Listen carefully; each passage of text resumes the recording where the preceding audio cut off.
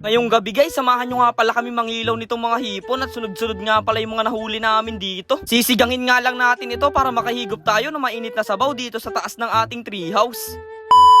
What's up mga kanapadaan lang? So for today's video nga natin guys ay mag-a-adventure muna tayo at mangingilaw tayo dito sa ating maliit na palaisdaan para makapagsigang tayo ng mga hipon at tuwan-tuwa nga si Dugong sa part na naman na ito. Kaya nga ayun guys, dali-dali kaming kumuha dito ng pansyo ni Dugong para makarami na kami ng panghuli ng hipon. At dito nga tinisting ko kay Dugong yung panghuli namin ng hipon at matibay nga. Habang naglalakad nga kami guys dito sa Pilapil ay may natanaw agad ako dito na dalawang hipon na nagde-date. At dahil nga guys naiinggit sa kanila si Dugong, ayan hinuli namin. Sabi ni Dugong guys, grabe, buti pa daw tong hipon, may love life, siya daw wala. Pero masaya pa rin naman daw siya guys kasi magpo-food trip daw naman kami. Kaya nga sabi sa akin ni Dugong ay galingan ko daw dito ng panghuli ng hipon para daw makarami kami at marami kaming kainin. Ito nga pala guys mga hinuhuli nating hipon ay yung mga hipong banami na nilagay natin dito sa ating maliit na palaisdaan. Medyo maliit pa nga to guys at hindi pa talaga ito yung average size niya, pero dahil nga nagugutom na rin daw si Dugong, gusto na rin niyang tumikim ng hipon, ibabawasan daw namin to ng ilang piraso. Ito nga pala guys mga hipong banami, lumalaki talaga sila ng sobra.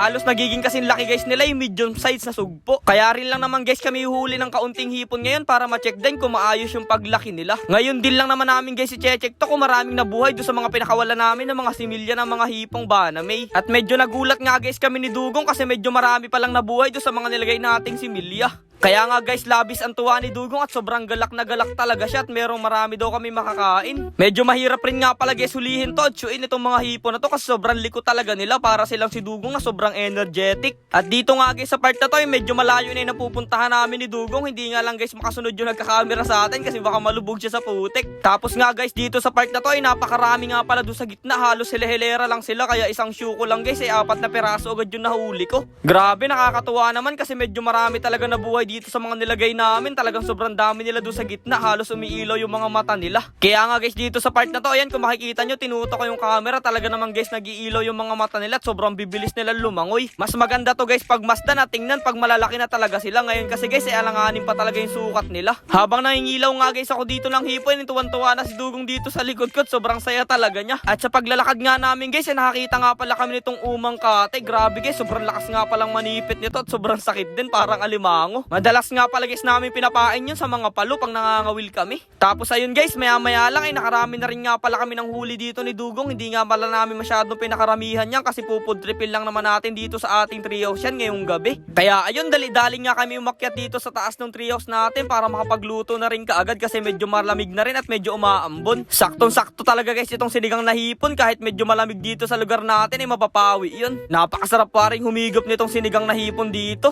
Tapos ayun na nga guys, nilagyan ko nga lang pala ng mga rekado yan, nalagyan natin yan ng luya, tapos agad na rin tayo nagpasindi dito sa dala nating butane. Medyo mahirap kasi guys maghanap ng panggatong ngayong gabi kaya naisipan na lang namin na magdala muna ng butane. Tapos ayun, agad na rin nga pala guys namin sinalang yan. After nga lang guys ng ilang minuto nung binuksan ko itong niluluto natin, grabe guys, sobrang bango nga pala niya sinigang na hipon na yan. Grabe, umaamoy talaga guys yung luya. Iintayin nga pala guys natin ulit to ng ilang minuto lang para mas maganda yung pagkakaluto niya, pero wag natin i-overcook. At nung paluto na nga guys, inilagyan ko na rin itong pinisa nating kalamansi para mag-balance yung kanyang lasa guys. Medyo maasim-asim na medyo matamis guys. At hinalo-halo ko nga muna guys sa part na to at nung tinikman ko guys, grabe, sobrang quality talaga nung kanyang lasa. Talaga naman guys nanunuot yung lasa ng hipon niya kaya hindi ko na rin napigilan yung sarili ko dito at sumandok na rin kaagad ako dito sa lagayan naming mangkok. Habang nagsasandok nga ako guys dito si Dugong, kitang-kita nyo naman yung ngiti niya, hindi mawala. Kaya ayun, agad na rin siya naglagay dito sa kanyang daladalang mangkok. Ito nga pala guys mangkok na gamit ni Dugong, ito yung pakainan ng aso dito sa aming palisidaan. Pero joke lang yung guys, malinis siyang mangkok na yan, pamana pa yan ng lolo ni Dugong sa kanya. Dito nga sa part na to ay pinudrip na kaagad namin itong mga hipon at grabe guys, manamis na miss talaga yung lasa niya. Iba talaga guys ang lasa ng mga fresh na hipon, talaga nanunuot yung kanyang sarap tapos medyo matamis talaga sila. Kaya ngayong gabi guys, sasamahan nyo kami humigop na mainit na sabaw at pumudrip nitong ating mga hipon na banami. At habang kumakain nga kami guys, paalala ko lang po ulit na pakireport nga po pala ng mga